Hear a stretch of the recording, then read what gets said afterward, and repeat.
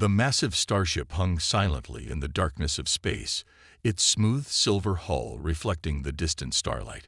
Inside the ship's observation deck, Admiral Gray of the Stellar Union stood with his hands clasped behind his back, watching the small blue planet on the main screen.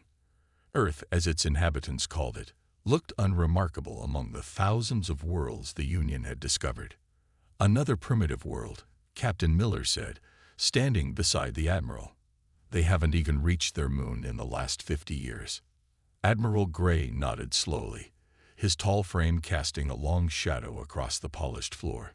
The Union scans had revealed a planet still dependent on fossil fuels, with most of their space activity limited to low-orbit satellites. Their most advanced computers were laughably simple compared to Union technology. "Look at this," Miller continued, bringing up a holographic display. "They're still using radio waves for communication. Actual electromagnetic radiation bouncing through their atmosphere." The Admiral allowed himself a small smile. In his 30 years of leading the Union's 7th Fleet, he had overseen the integration of dozens of worlds into their alliance. Some joined willingly, others required convincing, but all eventually recognized the benefits of Union membership. Earth would be no different. Their military capabilities, Gray asked, though he already knew the answer. Primitive projectile weapons, basic nuclear devices, and a handful of crude space stations. Nothing that could challenge even one of our scout ships. Miller paused, checking another readout. Though there is an unusual amount of electromagnetic noise around the planet, their broadcasting methods are inefficient. Gray dismissed the concern with a wave of his hand. All developing worlds go through this phase. They blanket themselves in radio waves before discovering proper quantum communications.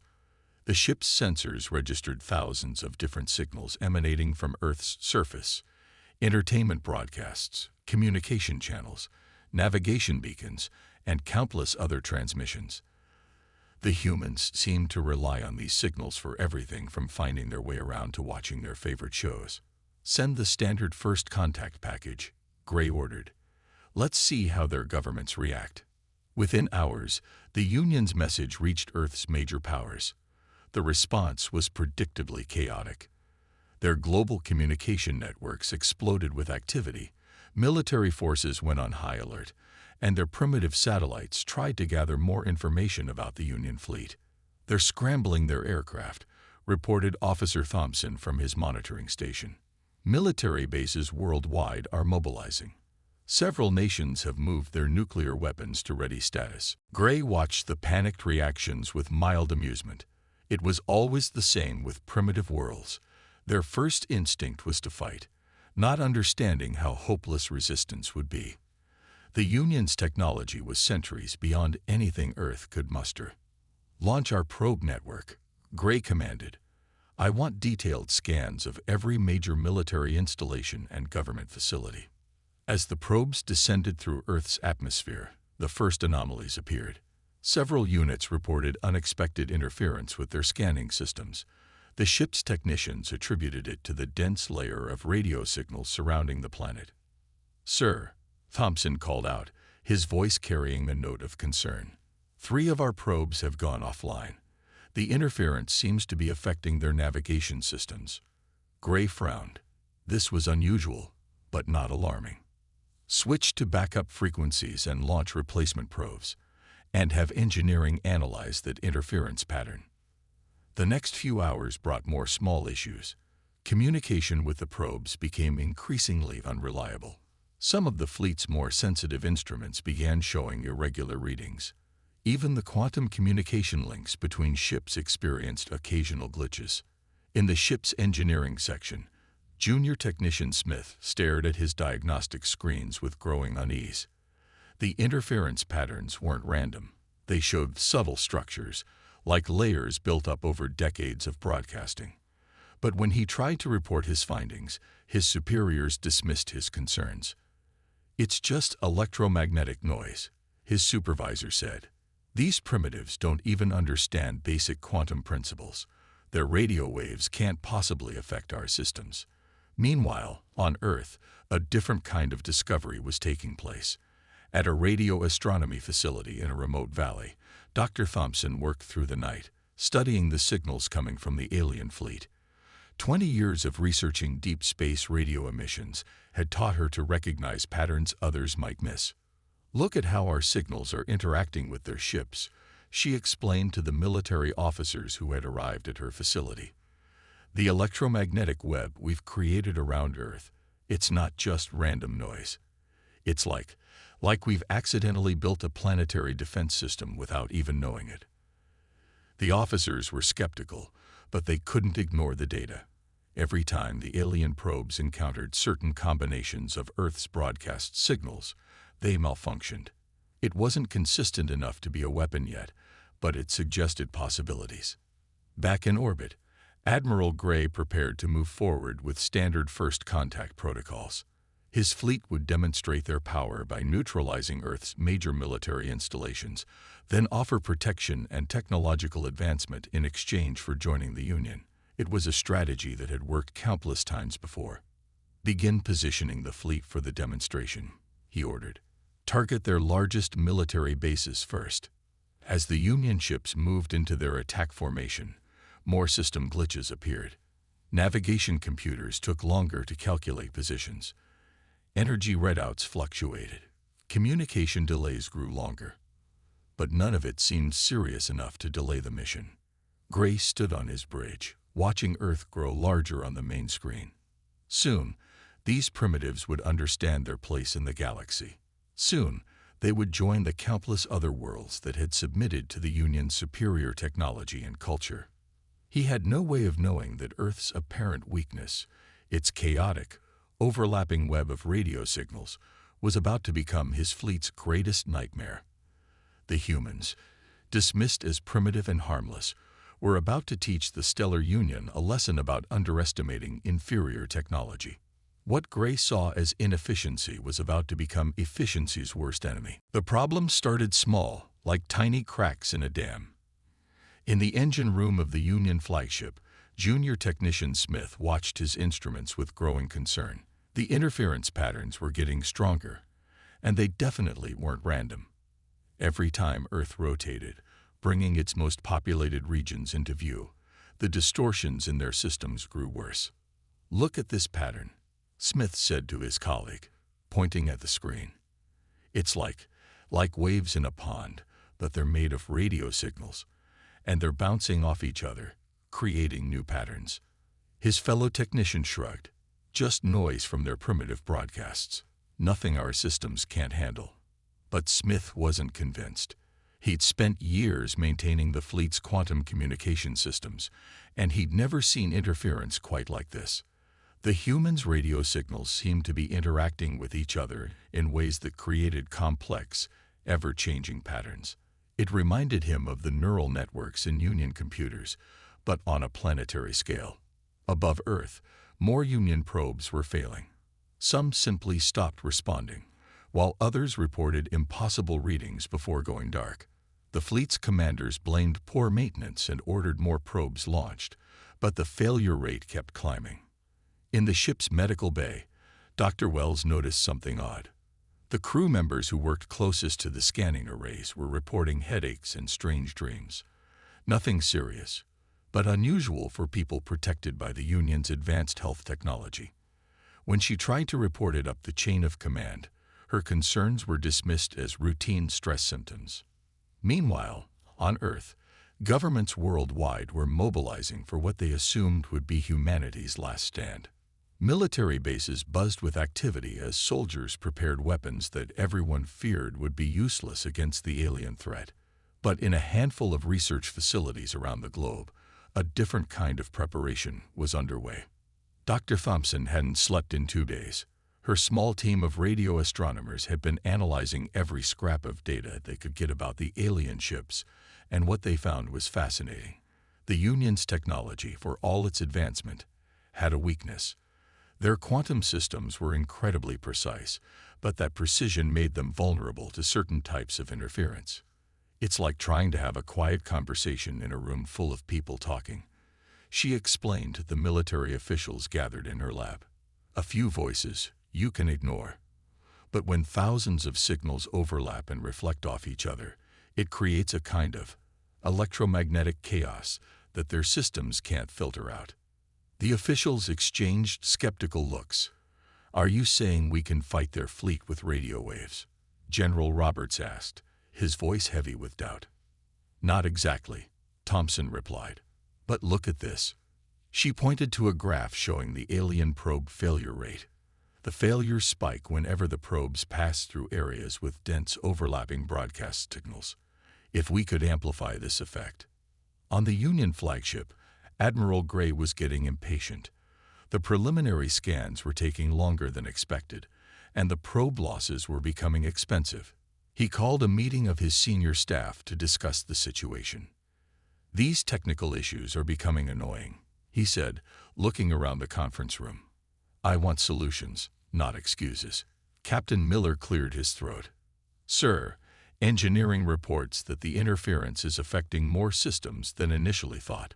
We might want to consider moving the fleet to a higher orbit until we can properly shield."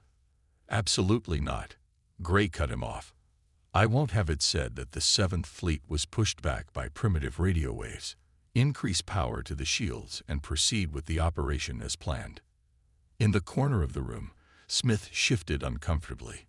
He'd been invited to present his findings about the interference patterns, but now he wondered if speaking up would only make things worse. Still, he had to try. "Sir," he said, his voice steady despite his nerves, "I believe the humans' broadcast network is more significant than we realized. The signals aren't just random noise. They're creating a kind of—" He struggled to find simple words for a complex concept, a kind of living electromagnetic field around their planet.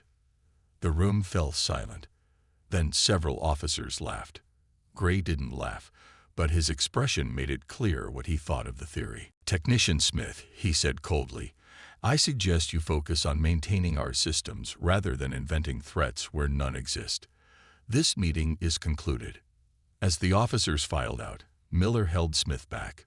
"That took courage," he said quietly, "and for what it's worth, I think you might be right. Keep monitoring those patterns. Just be more discreet about reporting them." Back on Earth, Dr. Thompson's team had made a breakthrough. They discovered that certain combinations of broadcast frequencies seemed to create stronger interference effects. Military commanders worldwide began quietly ordering changes to their radio and television broadcast patterns, testing different frequency combinations. The Union fleet, unaware of the deliberate nature of these changes, continued their preparation for the demonstration of force. But more systems were starting to show strain. Navigation computers took twice as long to calculate positions. Quantum communication links between ships dropped out randomly. Even the artificial gravity flickered occasionally. In his quarters, Admiral Gray reviewed the latest status reports with growing frustration.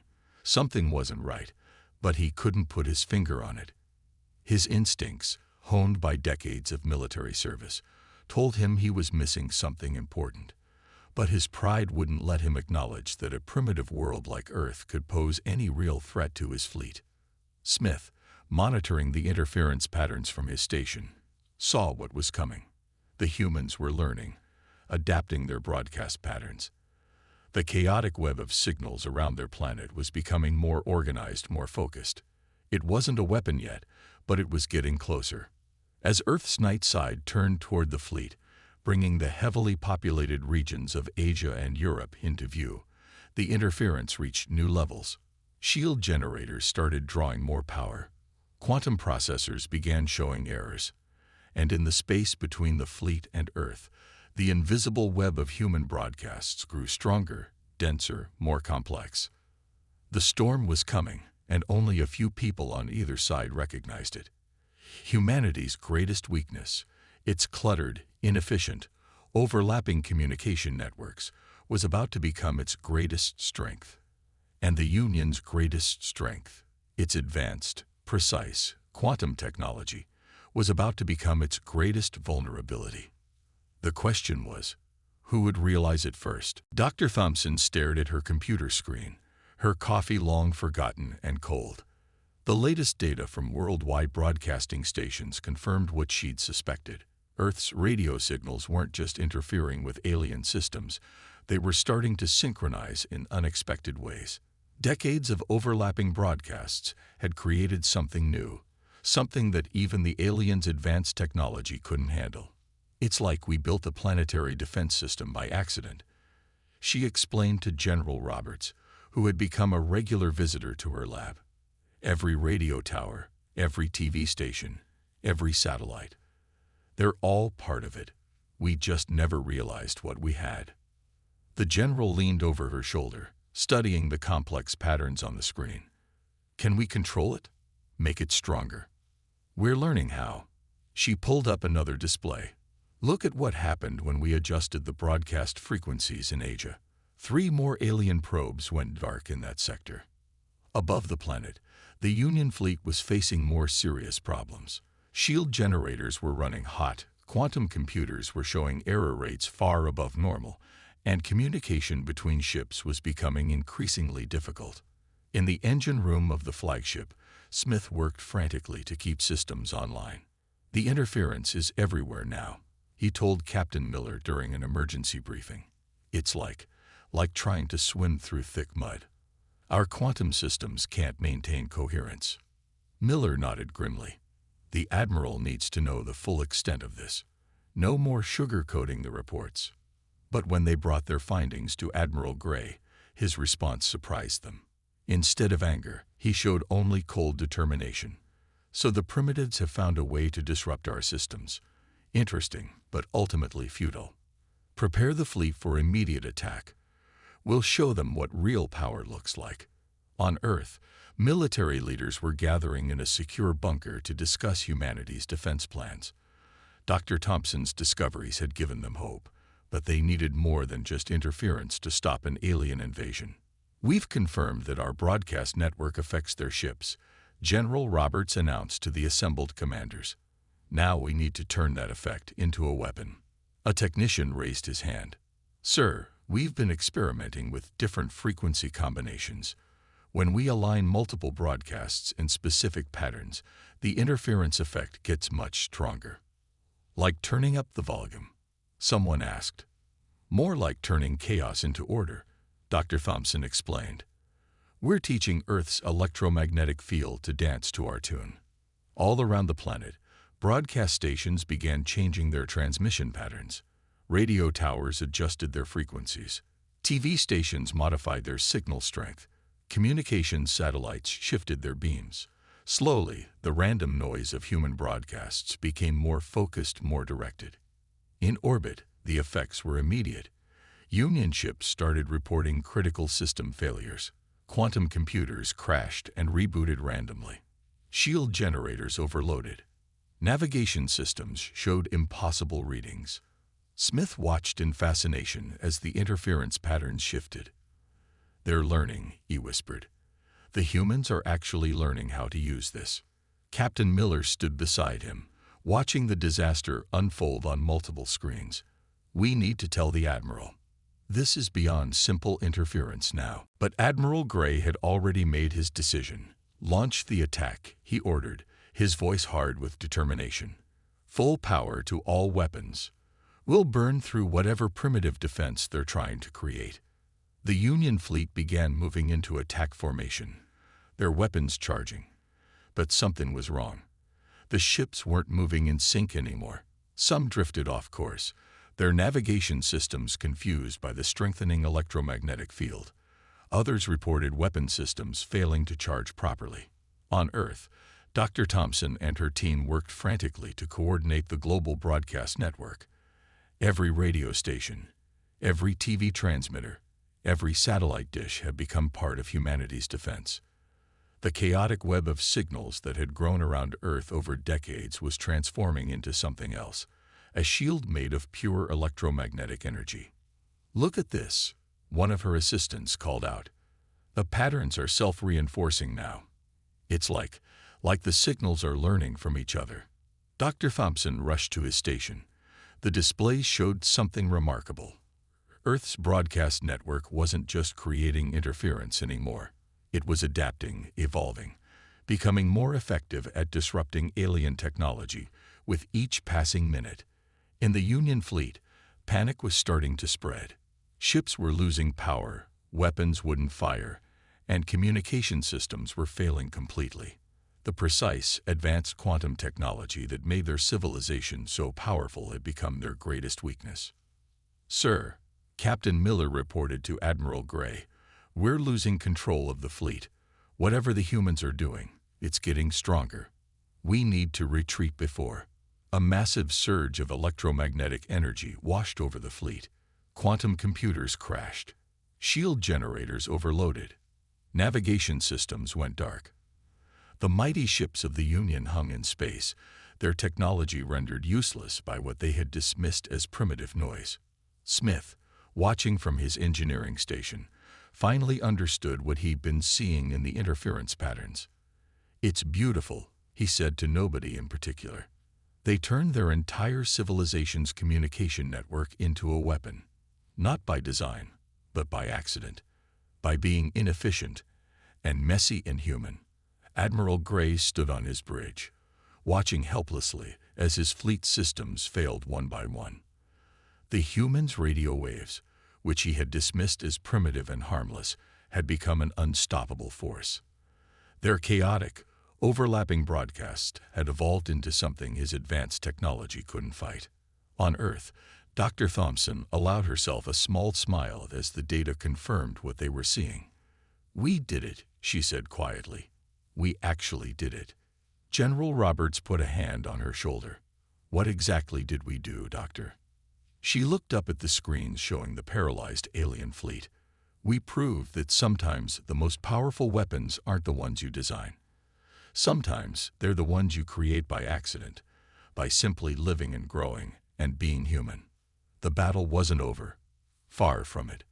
But in this moment, humanity had shown that even their supposed weaknesses could become strengths. Their messy, inefficient, beautiful web of communications had become a shield that even the most advanced alien technology couldn't penetrate. And somewhere in the static of 1,000 radio stations, in the signals of countless TV broadcasts, in the endless chatter of human communication, a new kind of defense was being born. Admiral Gray watched in horror as his mighty fleet drifted helplessly in Earth's orbit. The quantum computers that controlled everything from weapons to life support were failing across all ships. Warning signals flashed on every screen, showing system after system shutting down or behaving erratically. "Status report," he demanded, though he already knew it would be bad. Captain Miller's voice was tight with tension. "Sir, we've lost weapons control on 30% of the fleet. Navigation systems are failing across all ships. Shield generators are operating at less than half power, and the interference is still getting stronger." On the main screen, Earth continued its peaceful rotation, but now they could all see what they'd missed before. The planet glowed with an intricate web of electromagnetic energy, visible to their sensors as a complex, shifting pattern of light. What they had dismissed as primitive radio noise had become a weapon more powerful than anything in the Union's arsenal. In the engine room, Smith worked desperately to keep the flagship's critical systems online.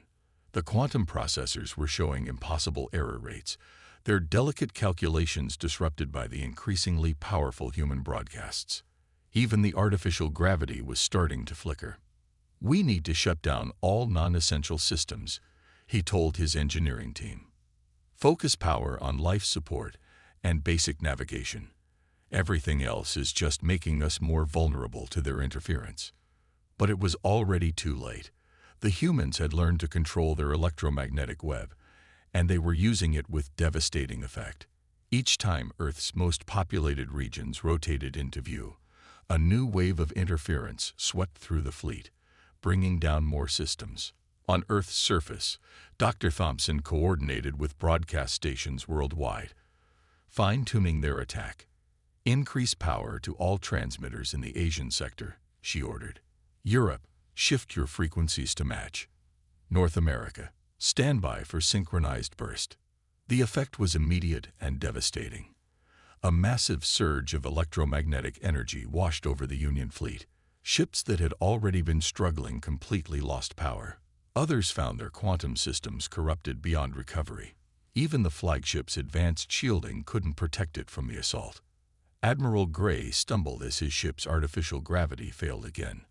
"Launch fighters," he commanded. "They can't have affected our smaller craft as badly." But when the fighter bays opened, only a handful of ships managed to launch. The rest sat lifeless, their control systems scrambled by the human broadcasts. The few that did make it into space began behaving erratically, their navigation systems unable to cope with the electromagnetic chaos surrounding them. "Sir," Captain Miller reported, his face pale, "we're detecting power buildups in several ships' quantum cores. If we can't stabilize them." He didn't need to finish the sentence. Everyone knew what would happen if a quantum core lost containment. The Union's most advanced technology was becoming a liability, threatening to destroy the very ships it powered. On Earth, military forces had moved to their final positions. While the electromagnetic attack had effectively paralyzed the alien fleet, they weren't taking any chances. Conventional weapons, missiles, fighters, and anti-satellite systems stood ready to strike if any alien ship managed to push through the interference. "Look at this," Dr. Thompson said to General Roberts, pointing to her displays. "Their quantum systems are trying to adapt, but they can't handle the complexity of our broadcast patterns. It's like trying to play chess while the rules keep changing." The general nodded grimly. "Keep pushing. We need to force them to retreat before they figure out a way around this." In orbit, the situation was becoming desperate. Several Union ships had been forced to jettison their quantum cores before they could explode. Others drifted helplessly, their crews struggling to maintain basic life support with failing systems. The mighty Seventh Fleet, terror of 1,000 worlds, had been brought low by what they had dismissed as primitive technology. Smith rushed onto the bridge, ignoring protocol in his urgency. "Admiral, we need to withdraw immediately. The interference is starting to affect our containment fields. If we stay here much longer." A violent shudder ran through the flagship, emphasizing his point.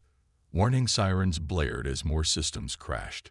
Admiral Gray stood at his command post, his face a mask of disbelief and rage.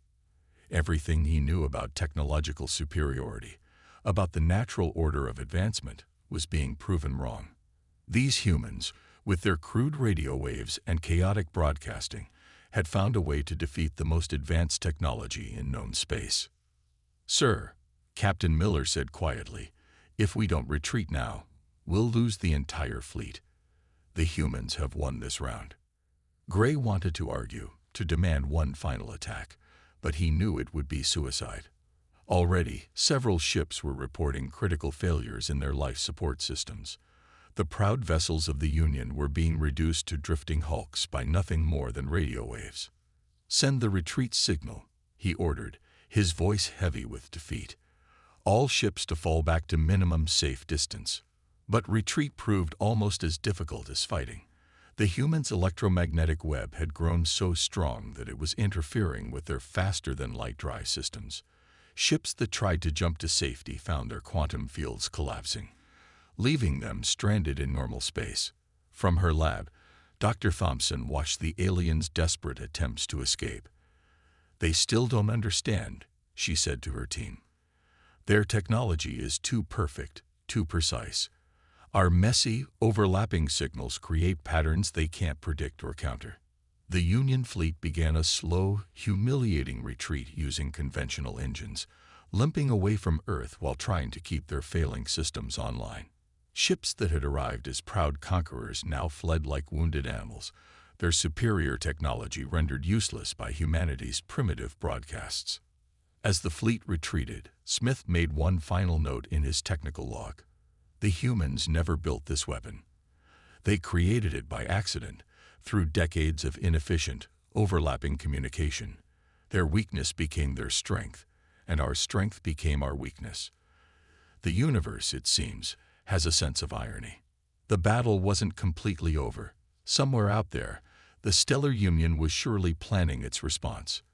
But for now, Earth had won its first interstellar war using nothing more than radio waves and human ingenuity. The aliens had thought Earth's technology was harmless until it erased their fleet from space. 3 days after the battle, Earth's skies still crackled with enhanced radio broadcasts. Nobody wanted to take chances by powering down the defensive network too soon. The few alien ships that remained in orbit hung silent and dark, their crews evacuated by emergency shuttles before their quantum cores could fail completely. Dr. Thompson stood at her lab window, watching the sunrise. On her desk, screens showed the continuing evolution of Earth's electromagnetic defense web. What had started as a desperate improvisation had grown into something remarkable, a planetary shield created from nothing more than human communication. "The latest data is in," her assistant said, bringing over a tablet. "The broadcast pattern is self-sustaining now. Even if we powered down half our transmitters, the interference effect would continue." She nodded, unsurprised. "We created something alive," she said quietly. "Not alive like we are, but alive in its own way. All our radio shows, phone calls, and TV broadcasts, they've woven themselves into something new." In orbit, teams of engineers in heavily shielded shuttles were studying the abandoned Union ships. They worked carefully, knowing that any active quantum technology would be instantly disrupted by Earth's new defense system. What they found amazed them.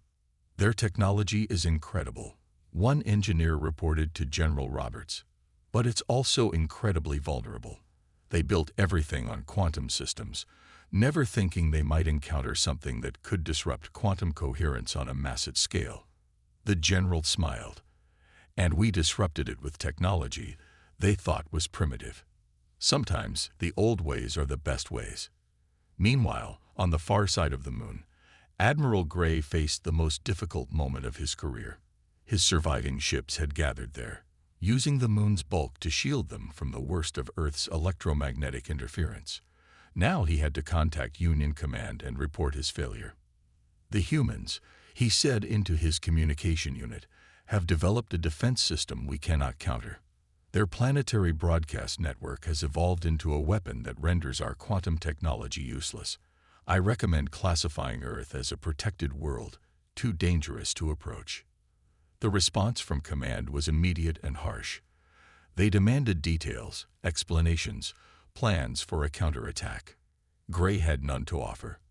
How could he explain that humanity's greatest weapon had been created by accident, through decades of inefficient communication methods that advanced civilizations had long abandoned? Back on Earth, Smith had made a different choice. After the retreat order, he had asked for asylum, wanting to study the phenomenon that had defeated the Union's technology. Now he worked with Dr. Thompson's team, helping them understand both the alien technology and how Earth's broadcasts had affected it. "It's beautiful," he said, watching the patterns on the monitoring screens. "Your species built this without even knowing what you were creating. Every time someone turned on a radio, watched television, or made a phone call, they added another thread to the web." Dr. Thompson nodded.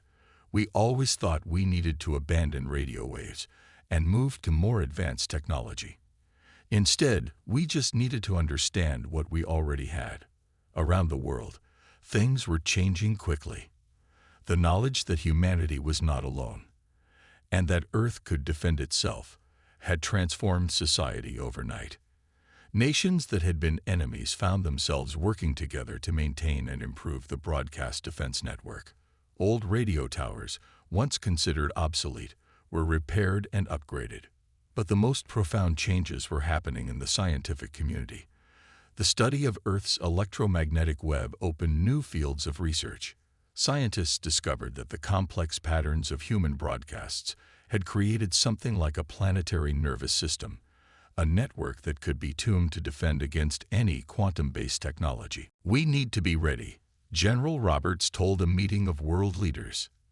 "The Union will be back, and next time they'll try to find a way around our defenses." But Smith, who knew Union thinking better than anyone, wasn't so sure. "You don't understand," he told the general. "The Union builds everything on quantum technology. Your broadcast web doesn't just disrupt their weapons, It disrupts their entire civilization. They can't fight you without completely rebuilding their technology from the ground up. The Union must have reached the same conclusion. A week after the battle, they sent a message, not from their usual quantum communication systems, but broadcast on simple radio waves.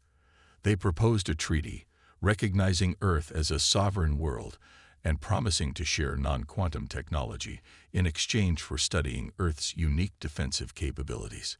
Dr. Thompson read the message twice before responding.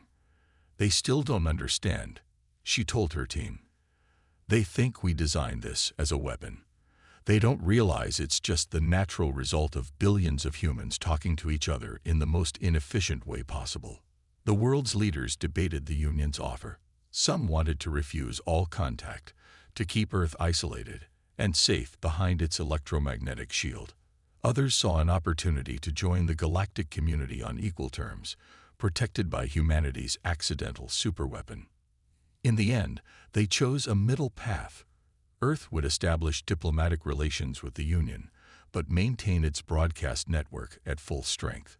Humanity would share its knowledge of radio technology, but only after ensuring that the planetary defense system could not be compromised. Smith, watching Earth's cities light up as night fell, reflected on the irony of it all. The Union had come to Earth expecting to find a primitive civilization barely worth conquering. Instead, they had discovered that sometimes the most powerful technologies weren't the most advanced ones. They were the ones that had grown naturally, shaped by the daily lives and needs of billions of people. "Your people never stopped using radio waves," he told Dr. Thompson one evening. "Every other civilization abandoned them as soon as they discovered quantum communication. But humans kept broadcasting, filling their world with signals, creating something unique in the galaxy." She smiled. "We didn't know any better, and that turned out to be our greatest strength." High above Earth, the abandoned Union ships served as a reminder of that strength. Their dead quantum cores and frozen systems stood as monuments to the danger of underestimating primitive technology. And in the complex dance of radio waves that surrounded the planet, humanity's greatest weakness had become its perfect defense. The universe, it seemed, had a sense of humor after all.